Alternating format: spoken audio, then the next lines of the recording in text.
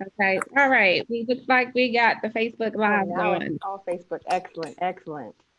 Okay. So I need to push this. Oop. Okay. So let me get into the thing. We're in now Facebook. Am I still there? Can you see? Okay. Yep. Meeting is now streaming live on Yes, it Facebook. is, girl. I see you. Yay. You cute. Yay. Okay. So happy Juneteenth, everyone. Thank you all for joining today. Today, I have some awesome things to share with you.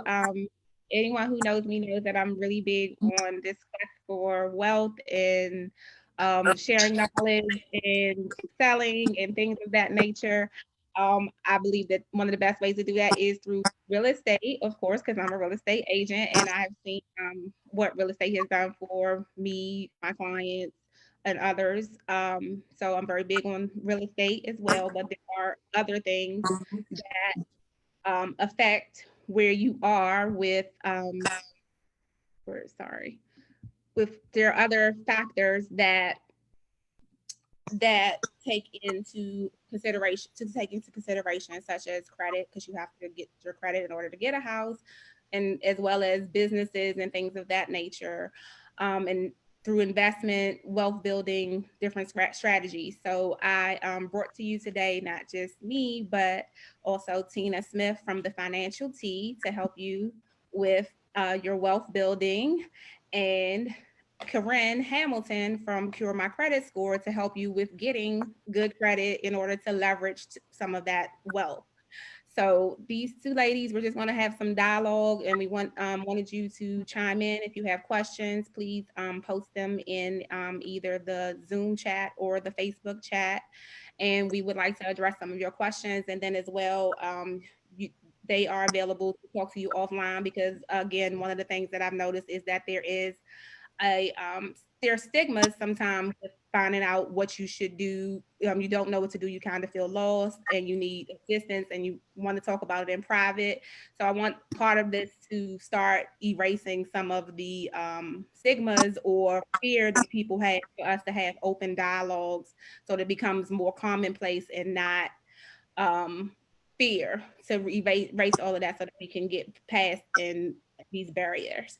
So, which one of you ladies would like to start first with giving us a few strategies into how we can move forward? Want to get started?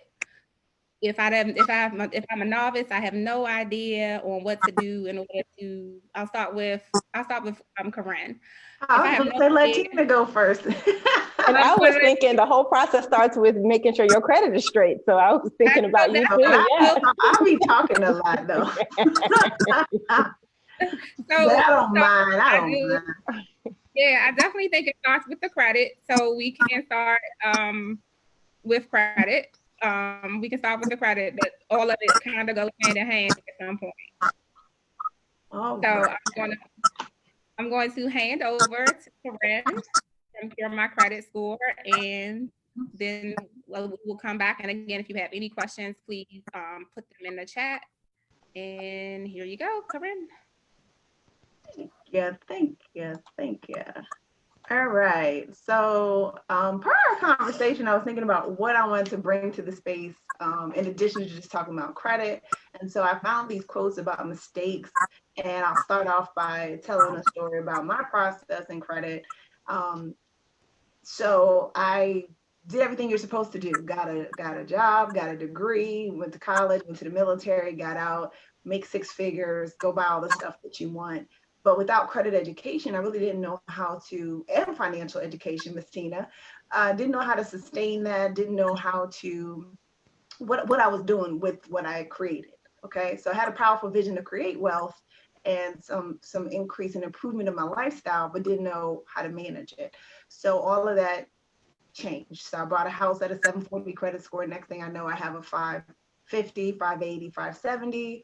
I'm in debt, all kinds of things without that resource. So I think what Ms. Shawanda's doing today, on Juneteenth, is really powerful in us being able to share Just a few things, just the things to get you started. Just go, just do one thing. You don't have to figure everything out today, but just if you get one little tool that gets you started today, that would be amazing.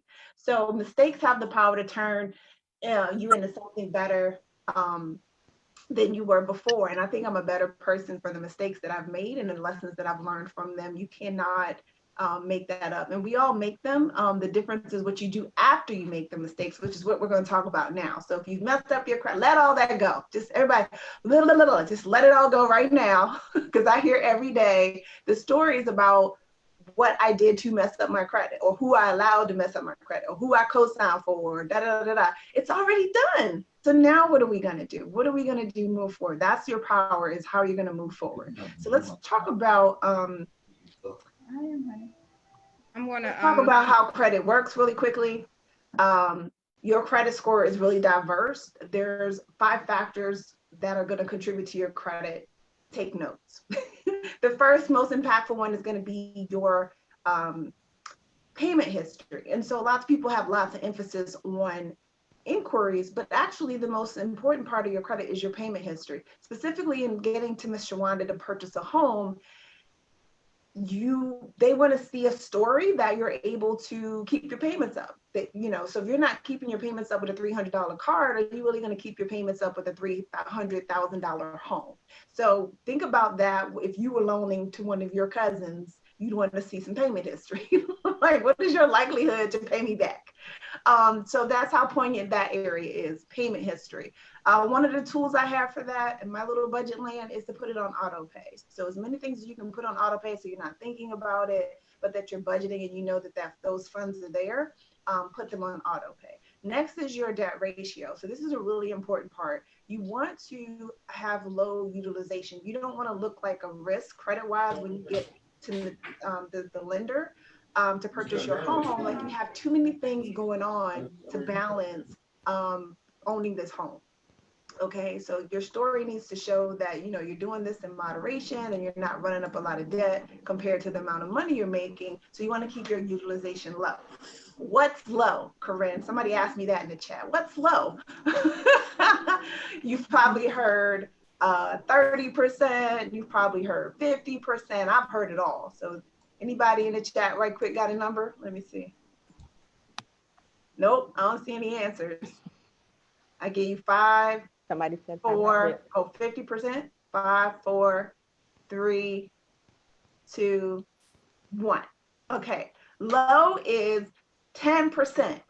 All right, if you want to see some healthy credit, we're talking 10%. Get your cards down to 10%. So if you have $1,000 card, you want to get it down to like $100, okay? And that's going to show them 25%. Thank you for participating, Benjamin and Kizzy.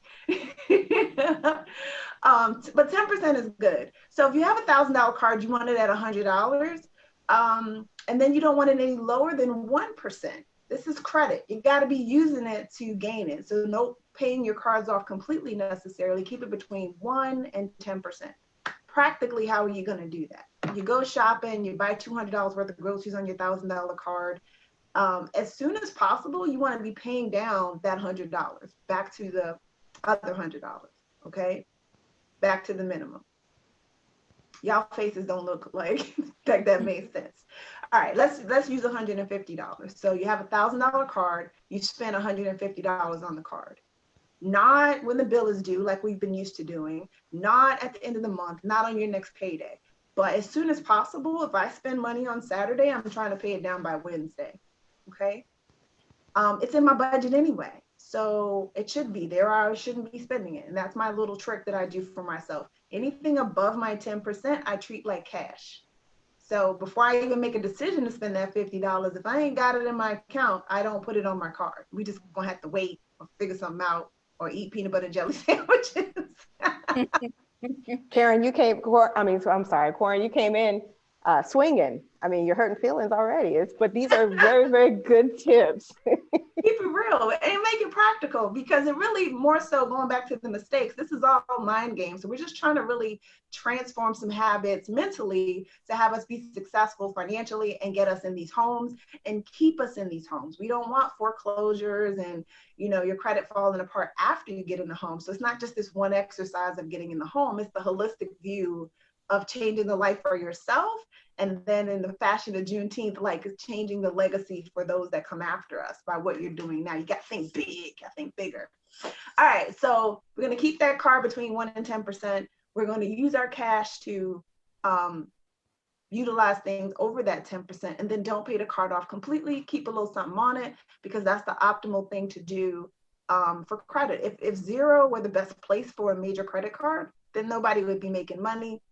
And, you know, it's not logical that your scores would go up at zero, because they're not making any money on credit. So they have to give you, you know, a strategy in order to do better. So that number is 1% and 10%. But thank you for playing with the 25 and so forth. Now, because you're on the call, I always give the extra cherry on top. If between the 1% and 10%, you can get it down to 2% right before you want to go apply for the home, that would be great. So I don't play the 2% game on a daily basis, because I don't really need to. I'm not doing anything right now. But if you want to buy a house by November and you're trying to like put that extra pop on your credit, then try 2% if you're already close to it. Okay, and that's just a little extra boom. The only thing with that, and financially we don't have a lender on the phone, is you want to balance between what the money you need to bring to the table and credit. I don't want you to pay all your credit down and then you have no closing costs, no appraisal, no inspection fees, no earnest money deposits. So you got to kind of balance that out across the board before you go ham on your credit. Okay. All right. Next, your length of history. You had a question, Tawanda? Yeah. Benjamin had a question. Sometimes Benjamin. He waits until his next pay to pay credit bill, but do you suggest paying it in 3 to 5 days? Yeah. So your new model, the model that I'm suggesting, I call the spend pay model. Spend, pay, spend, pay, spend, pay. So if your budget for groceries per month is $300 and you do that on your card, like I do, because I want all of my points. I go to the grocery store, takes a couple days for it to show up, and then I kind of reconcile that within the week and I pay it back down. I'm always looking at my thing to say, oh, that's $300 above. You know, I did birthdays for my daughters last month, and that's $300 above my 10%, and I pay it back down. The logic behind that, Benjamin, great question, is you don't know when they're going to be looking at your credit. You could I call Capital One and say, yo, when are you going to pick this up? And they said 3 to 4 days after the such and such, maybe. And I was like, you can't say a specific day. Then multiply that times 4 cards or 5 cards or 8 cards, and you're trying to keep up with this such and such. So I'm in a credit group where they are doing that, and people are playing that game, a very risky game of knowing. I don't know if they have a chart and they're all like, this goes on this day and that goes on that day. So our strategy for holistically making it simple for you is to always just keep your cards between the 1% and 10%. So you spend it, what shows up, pay it, spend, pay, as opposed to spend, bill is due, and then pay. Quick example, I had a client who 1 to 2 weeks before her bill was due, she would pay her bill off. So she only really had a balance for 2 weeks. But guess what? The whole thing, she spent like $250 on her $300 card, pay it all off a week or 2 early. When I checked her credit, it was at 79%. So they caught her on one of those days, even though she's doing, you know, great fiscal behavior by paying it off really early. They still caught her on a day when it wasn't low.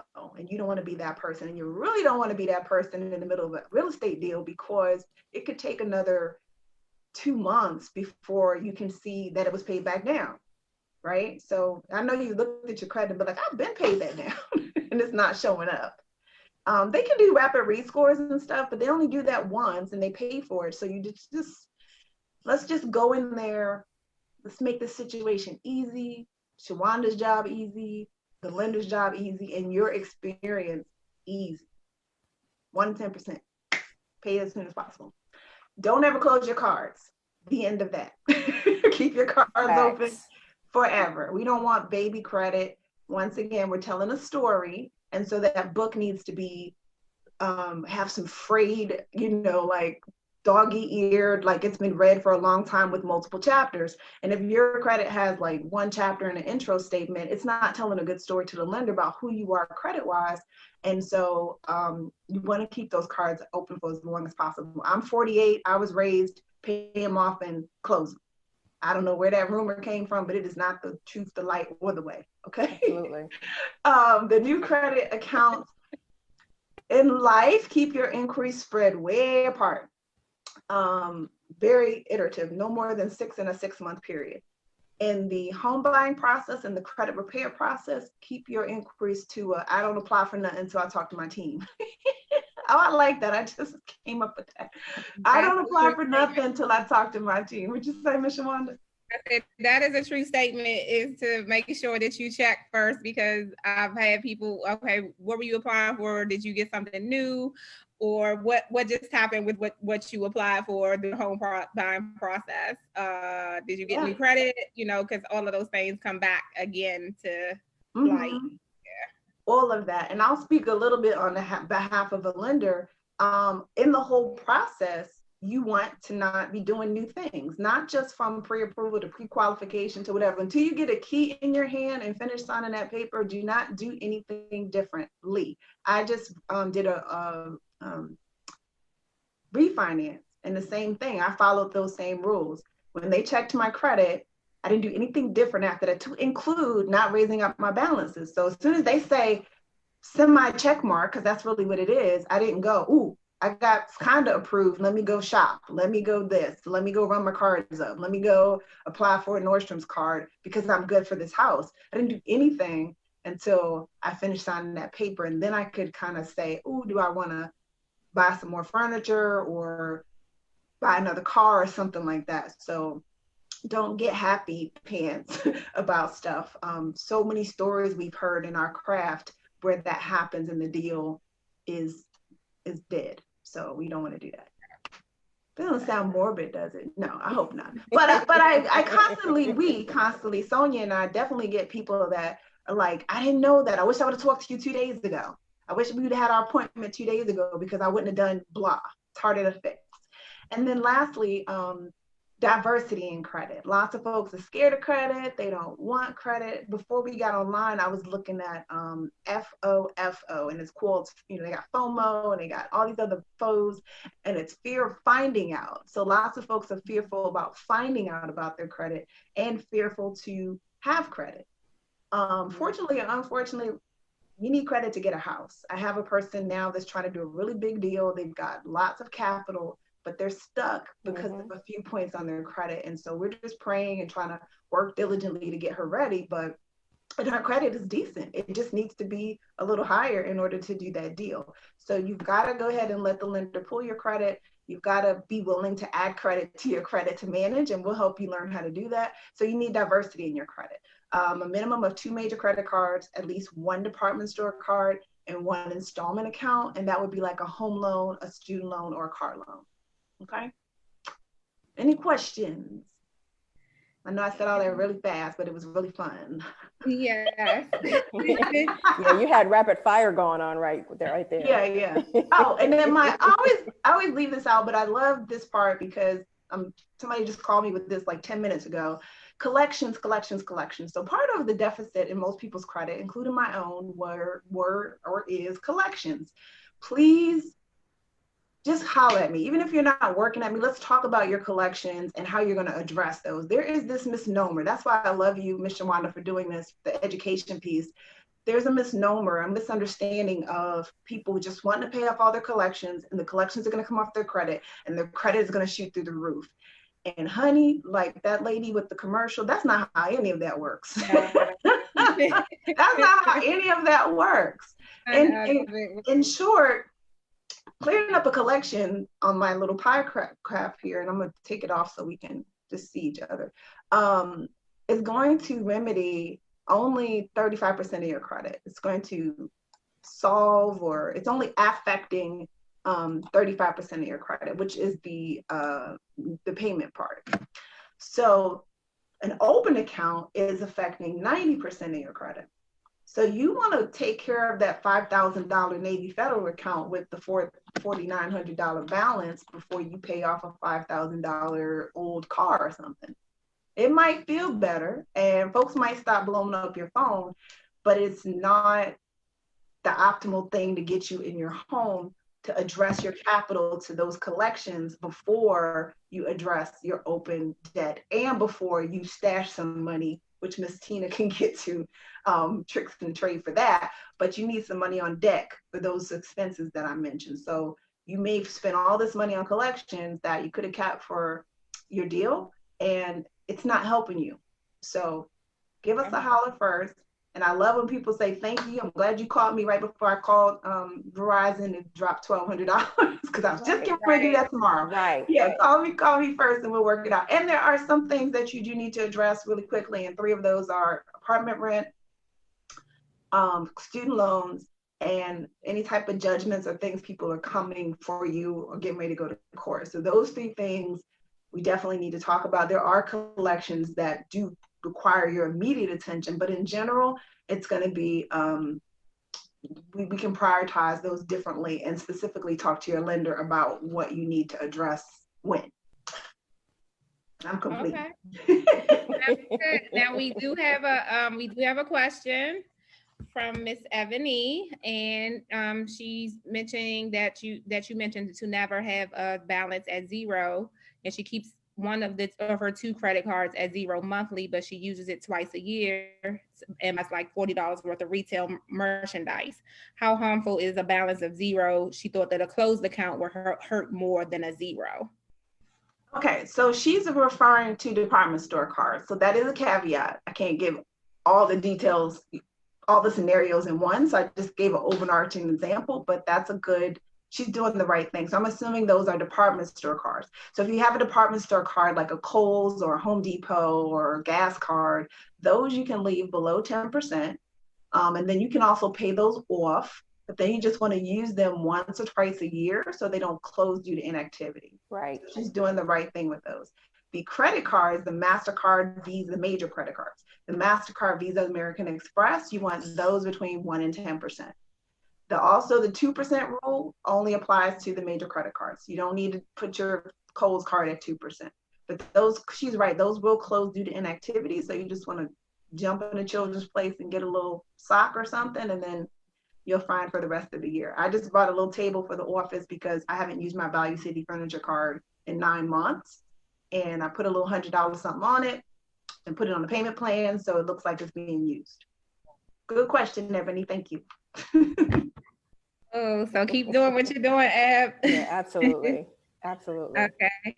I'm just going to scroll real quick in Facebook and see if there are any questions there. And if not, we can I didn't see any questions there, but let me double check. I'm looking myself just to make sure. No, I don't see any questions there. Hold on. Teamwork makes the dream work. No, we're good to go. Nope. The last comment is if you have any questions, type them here. And so far, no. Okay. So last thing I didn't think about, so I have my teammate here and, we work well together. Is there anything you can contribute to the process, from the experience you've had with our clients that might be helpful? Well, no, I don't have anything extra to add. Actually, I did see Ebony's question, so I was just kind of waiting to, I was like, just make sure we answer Ebony's question about the about the store cards. But you handled that, so yeah, the difference between the store cards and the major credit cards. Awesome. Yeah. So, but thank you. Thank you. We got a great team over here for y'all guys. We anxious. Credit geeks over here. Yes, love making sure you get that credit education. Yeah, I'm sorry, Sonia, go ahead. So just love making sure you get that credit education, because similar to what Corinne was just saying, it's funny, we were on I was on a home buying workshop, and I just really thought this is the process of growing up. And so in so many areas in our communities, you may feel like you've reached adulthood with other things. And I feel like, now it was like, wow, you're growing up financially and you're becoming a whole adult, actually doing adult things. And that includes getting your credit together and really having a different approach and using all the tools that are available to us. So I really, really love this process. Awesome. Getting your credit together and buying a home. That's some real adult stuff. That's some real, Yeah. that's some grown folks stuff. Yes. And now So when let you're me- ready to get grown and sexy, that's when you start doing the stuff that I'm going to talk about. Yes. Yes.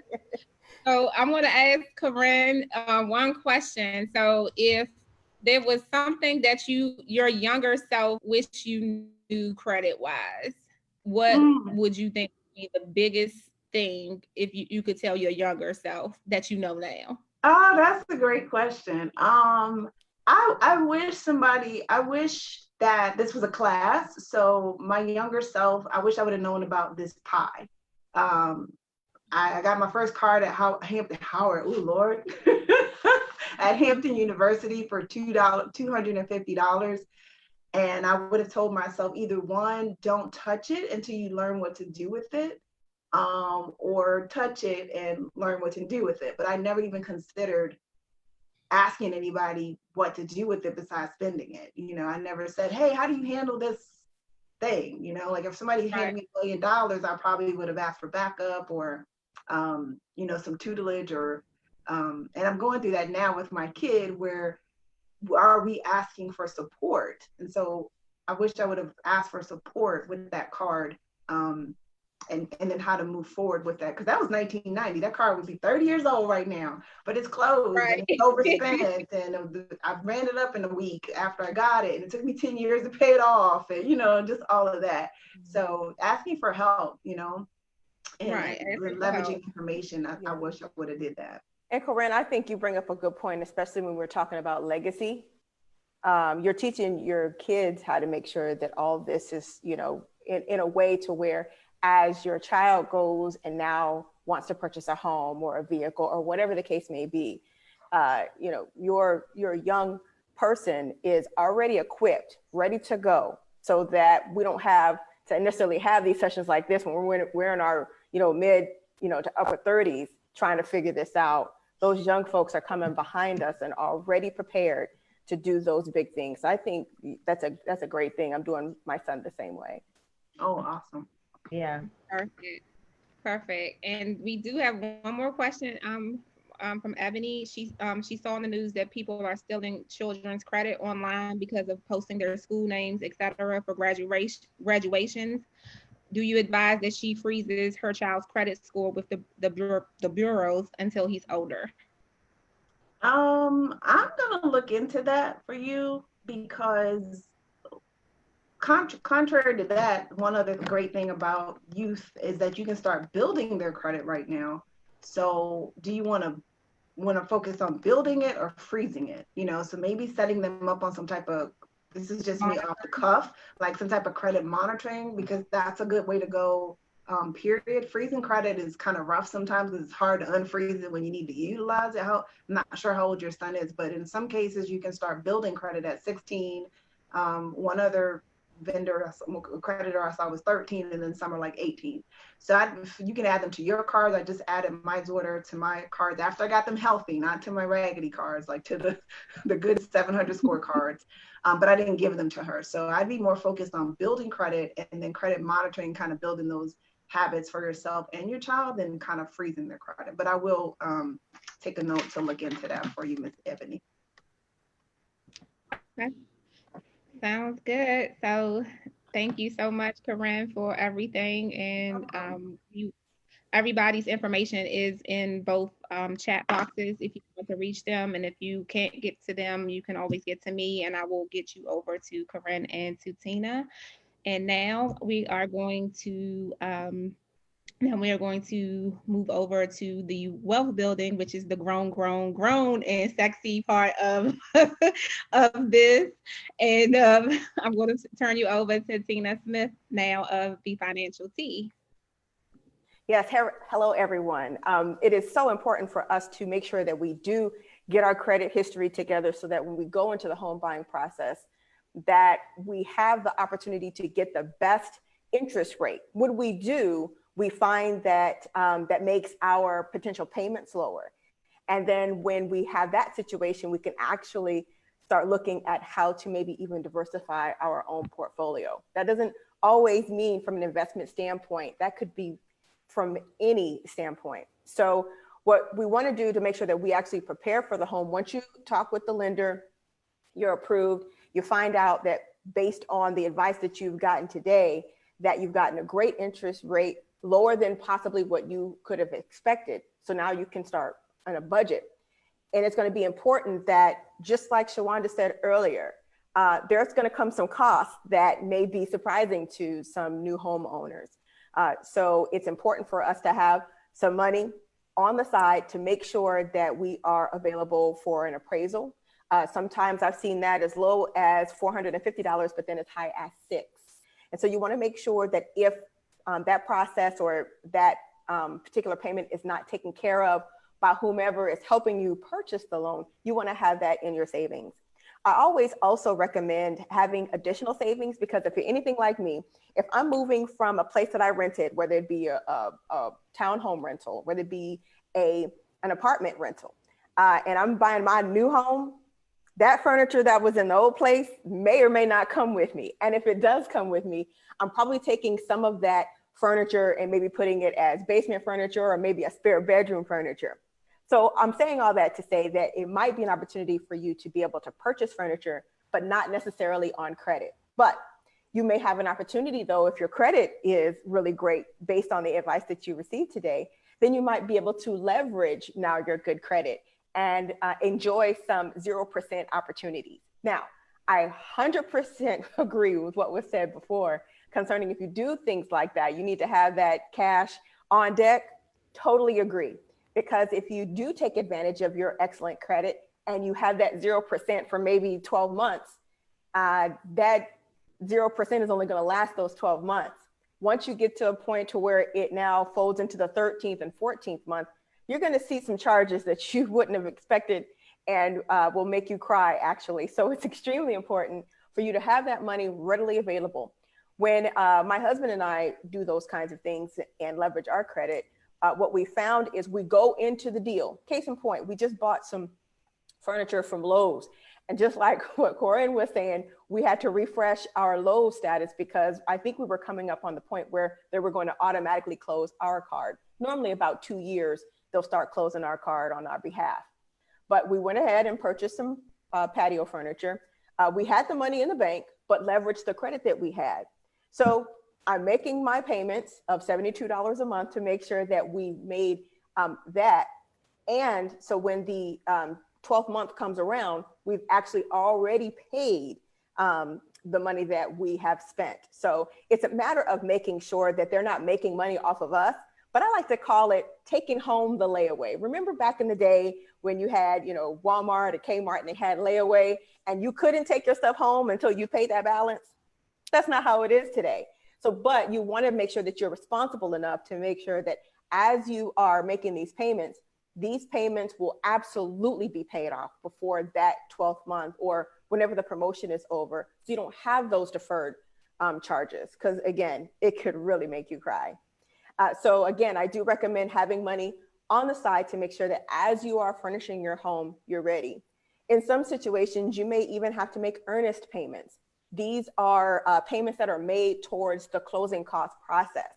And in some cases, they may have you actually want to make earnest payments into the thousands of dollars. Well, that's why coming into something like this before you get into that process is so important, because you need to have not only your credit squared away, you need to have your savings squared away so that as you walk into this process and they require actual cash from you, it's something that you can easily do. So let's say that you've taken all this advice, you moved into your home. Now what? How do we start stacking up that wealth? Well, I'm glad you asked that question. It is so important for us to make sure that we have 3 things in place. The first thing I always recommend that even after you've spent your money concerning your savings and your furniture, you want to make sure that whatever remaining that you have in savings is still enough to carry you 3 to 6 months of monthly expenses. We're all sitting in COVID right now. We may have experienced ourselves or maybe know someone who have experienced job loss or maybe even job decline. So it's important, if never before, it is so important to make sure that you have your savings in a place where you're able to still continue to live and continue to have everything that you need for 3 to 6 months. And I would even say in this area, even up to 12 months, especially from a federal employee standpoint. Now, if you don't have that today, it's okay. The key is I want you to start exactly where you are, wherever that may be. I don't care if you're saving $50 per pay period. My recommendation is to do something. Something else that savings really helps with: emergencies. Now, I know for me, when I got my first credit card, I was stationed, I think, in North Dakota. And I decided to get a credit card that was about $1,000 limit. Well, I had an emergency, and back then I could buy 4 brand new tires for $99. Some of you might not be old enough for that, but I am. But at the same time, I was able to use my credit card for that. Before I knew it, I was at Cato's, New York and Company, and the list goes on. And just like Corinne was talking about how it took a week to spend it up, yeah, it probably took me about that much too. And but it took me years to get that down because I was paying fees to stay over my balance, paying fees because I was paying late. Had I had the appropriate amount of savings, I would have been able to handle that emergency and maybe do some of the fun stuff that I wanted to do. But having that savings is going to be absolutely key in order for us to continue to leverage our good credit. So that's thing number one. Thing number two, I always recommend individuals get into the know about what's happening within your employer sponsor plan. For you, that may be your TSP, that might be your 401k, that might be your 403b, 457, LMNOP, whatever you want to call it. But whatever your employer sponsor plan is, you need to really get into the know about what that is doing, how your funds are allocated. It's so important. If you need help on that, please make sure that you check into the chat. Schedule a 15-minute free consultation. Actually, I'm sorry, let me do 30 minutes for everybody who's on this call today. So make sure you get on my calendar. I want to talk to you about how to start optimizing that employer sponsored plan. People may think right now, based on the market, that this is the absolute worst time to get into your employer sponsored plan. In contrary, this is absolutely the best time to get in there. Why, Tina? Let me give you an example of the Coach fetish that I had back in the day. So if you're familiar with Potomac Mills, you know that if you go into the Coach store, to the far back right, there is that 50% sign, and underneath that sign, there's a whole bunch of purses that may be 50% off. Now for me, my purses didn't be that big back then. And so I would spend maybe about $100 on every purse that I purchased. So let's say I'm taking my $100 bill. I got my $100 bill in my hand. I'm ready to go buy my purse. But the first thing I'm gonna do, I'm gonna go back to the far right, get one that's 50% off. Now I gotta walk around and swing it, make sure I look cute and it goes against my skin tone and all that before I make that purchase. But there's 2 things that I know automatically. Number one, that purse that I picked up was 50% off. So if that purse was originally $100, now it's 50. So I can do one of 3 things. I could either I could either buy 2 purses. The second thing I could do is I could buy 1 purse and then go home with the other $50. Or 3, which is my favorite, I like to get the purse and see if they got some matching loafers on the other side. The bottom line is I was going to spend $100 anyway. Same with the stock market. If you're going to put into your employer sponsor plan and you do that on a recurring basis, the stock market is going to do what it does. But wouldn't it be nice to spend that same amount of money that you would spend every pay period, but get more for the same cost? Well, of course. So it's so important for you to figure out, even if your employer sponsor plan is doing that for you. But if it's doing something to where it kind of just stays, and really the only thing that you're gaining is what you put in, that may or may not be the best option for you, especially if you're around my age and still got about 15, maybe even 20 years left in working. So that's the second area that I need you to consider. And that third area that I need you to consider, to be honest, and nobody wants to talk about this, I don't sell any products, so it's not a big thing for me, but life insurance. We know that almost 120,000 people in the United States have passed away since what, March?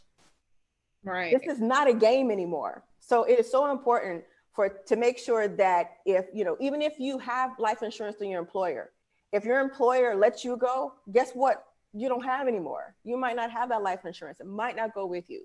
So it'd be very smart to talk with somebody concerning, you know, how to get life insurance for you. Now, there are so many different products and kinds and whatnot. The bottom line is there might be something that works best for you and for your budget. The case in point, especially with this particular conversation that we're having today, is that if you're going to purchase a home and something happens to you, what's going to happen to your surviving spouse or children? Are they going to be homeless? Because if you're not here anymore, guess what they don't have? Your income. So what do we do in a situation like that? So in my case, my husband and I decided to get life insurance enough to cover the home. As long as we're paying on it, if anything happens to either one of us, the surviving spouse has somewhere to stay because there's enough money coming in from the life insurance policy to be able to take care of that situation. So again, 3 areas to level up. Number 1, make sure you have your savings, 3 to 6 months, and even in the DMV, I would recommend even up to 12 months of monthly expenses. 2, get that employer sponsored plan together. Make sure you know all the happenings and workings in there, because a lot of people don't know that you even have options to change what funds that they put you in automatically. And the third thing, again, life insurance. Talk with an insurance agent that you can sit across the table or right now at Zoom and trust, and talk about the things that you feel that you need and the things that you want. And let that person figure out from a budgetary standpoint how much you can afford. And that way you can just take care of your family and make sure that there is a legacy left behind. So that's all the little notes that I had for today. So Shawanda, I will bring it back to you if there's any questions. I want to be able to field those. And Yeah. I know I have to jump off right at 1 o'clock because I have a client meeting, but please, thank you again, Shawanda, for having me. I truly appreciate it. You're very welcome. And I thank you guys again for taking your time to give us some of these good nuggets, because again, the stigma and not know, you don't know what you don't know, but having these conversations may have jarred something and triggered some things in somebody, or just made somebody say, I've been wanting to know about this, but I didn't know how to do it, or whatever the case may be. And we do actually have a question from Eb. It is, although Ebony, you're full of questions today, girl. I love it. Okay, Ebony. Don't be ashamed. So, although she's middle-aged, she guesses, laughing out loud, how do you feel about investing in long-term care insurance? Yes. She doesn't want her family worrying about her health care, caregiving when she grows older. Oh, that's an excellent question. And there's not a lot of people who know enough about long-term care. So if you're not aware, long-term care basically is in a situation to where you are unable to do like the 6 daily activities, like you can't take your own medicine, or you can't be in your own room without hurting yourself. A lot of things, you know, personal stuff that you can't do on your own. In a situation like that, it may be best to take you to a facility to be able to have somebody do almost like an adult daycare or so, or even have someone to come into your home and be able to take care of you. But that costs, and it costs a lot. And if you are in a situation to where you prefer not to have maybe 2 or 3 roommates, or, you know, you may or may not have a bed, or maybe have to go somewhere else to a different location from a point where, you know, Medicare, Medicaid, or whatever will help pay, let's just not go there, okay? Because you'll have to spend down to $2,000 in total assets. Think about that. $2,000. You can't have more than $2,000 in your bank account, in your 401k, life insurance, cash value, none of that. So basically, in order for you to get any assistance in that realm, you're broke. BROKE. So in saying that, it is very, it should be considered, let me say it like that, to get long-term care. If the situation happens to you, like for me, in my heritage on both sides of my family, I've got dementia on one side and I got Alzheimer's on the other. So the probability of me having to actually utilize long-term care might be very high. So with that being said, absolutely bought my first long-term care insurance policy. Maybe I was 39, maybe 40. And just kind of a basic policy just to kind of get, you know, me started, because the older I get, the less I have to live.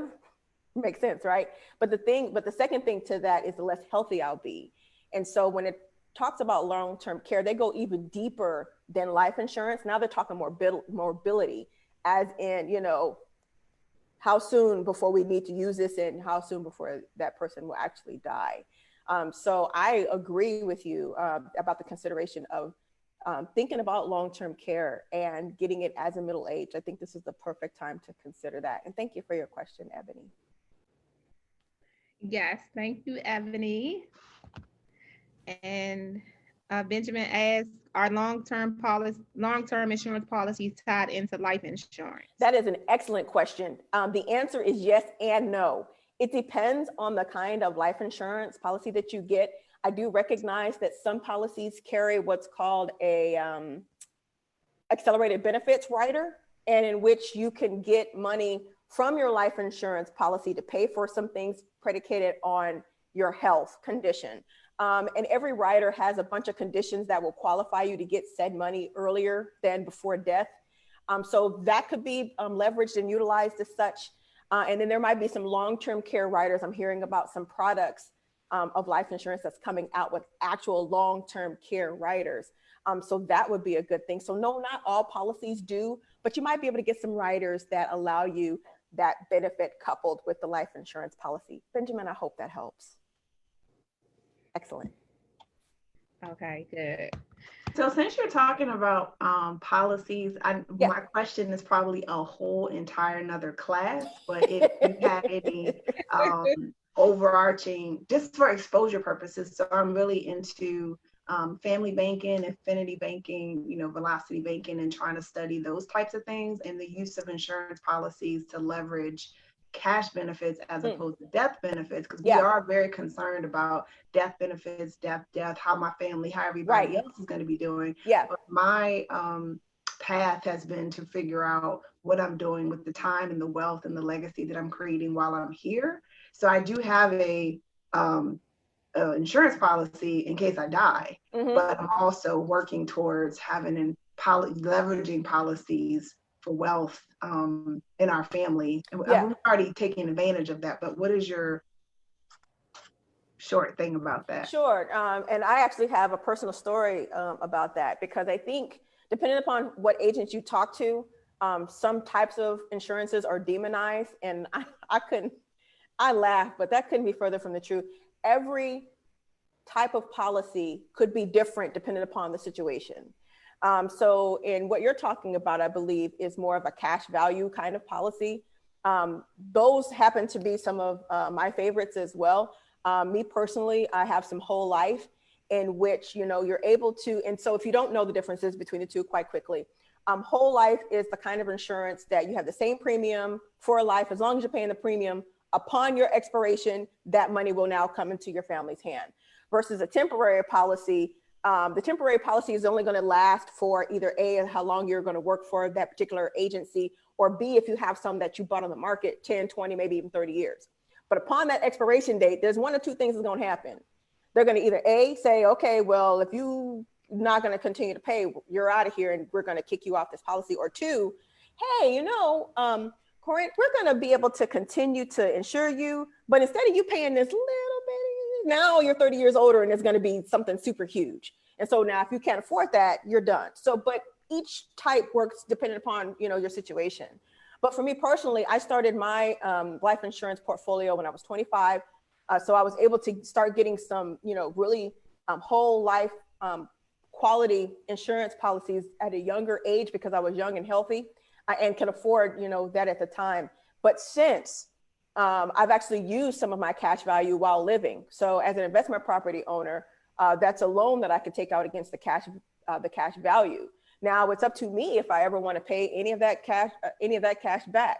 As long as my premiums are continue to be on time, and they are every month, I promise you, and the policy does not expire, then that loan is just going to sit out there until I decide to pay it back.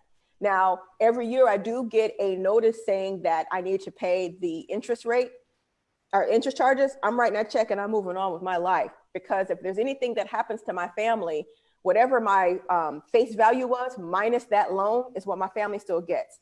And if that's a situation that you'll still be able to stomach and your family still be all right without you, go for it. But that has been a part of our process as being investment home ownership. It played a very important part.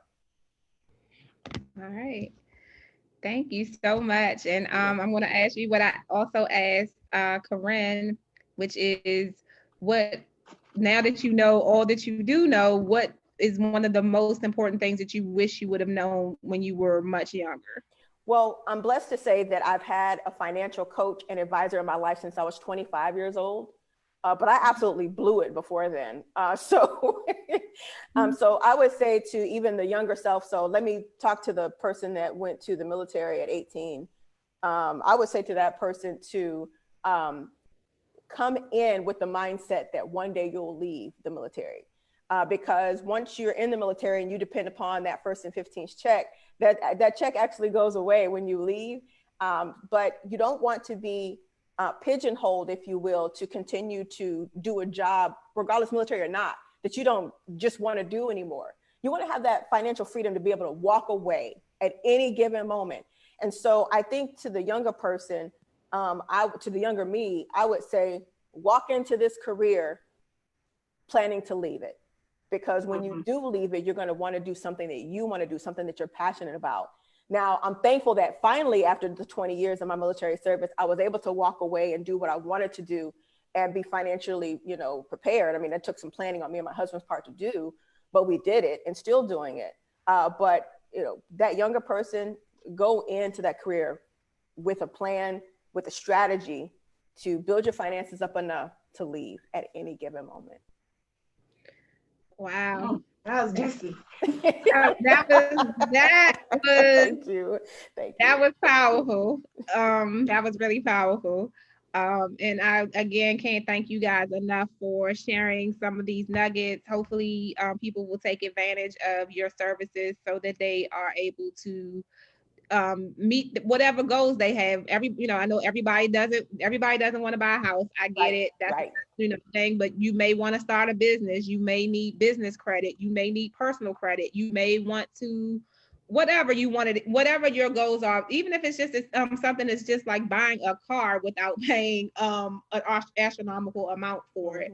Whatever your goals are, just reaching them, and again, continuing to have these dialogues where we come together and share a couple of nuggets, and then the now we've had got a few nuggets, but to put the actual plan in place, it would be setting up that consultation with Tina, talking more with Corinne as well, setting up things of that nature. So the steps after these conversations are most important. So hopefully you guys will take advantage of some of these services, and let's get these finances together, like everybody. Like for real. I mean, we've grown now. We got to get it together. Yeah. Yes, and then also if your finances are together, also making sure that your children's will be as well, and Absolutely. taking those steps to get your kids and whomever, your friends, everybody, whoever getting on the same page. So thank you all again. If there aren't any more questions, which I don't think there are, we are going to wrap up on time so you can get to your next appointment. And Thank you for inviting us. Yes, you're welcome. And thanks everyone who tuned in. I appreciate you guys. And again, follow up is the key now. Absolutely. Hey, Shawanda, you got anything else going on? You let me know. I'm in. I will definitely do that for sure. I want to make us talking about finances and ways to get set a thing. Yes. The way that we talk, the way that we share information, we share memes and we share different types of things. I want us to share these types of conversations because that's the only way we're going to overcome, if you will. You will. That's the only way, is that we have these conversations, because we don't know what we don't know, period. So that's all. You guys take care. Have a great day. Yes, take care, everybody. Happy Juneteenth again. Good. Thank you, everybody. Bye. Happy Juneteenth, everyone. All right. Thank you, guys. Thank you. You're welcome. Bye. Thank you, Shawanda. You're welcome. Thank you.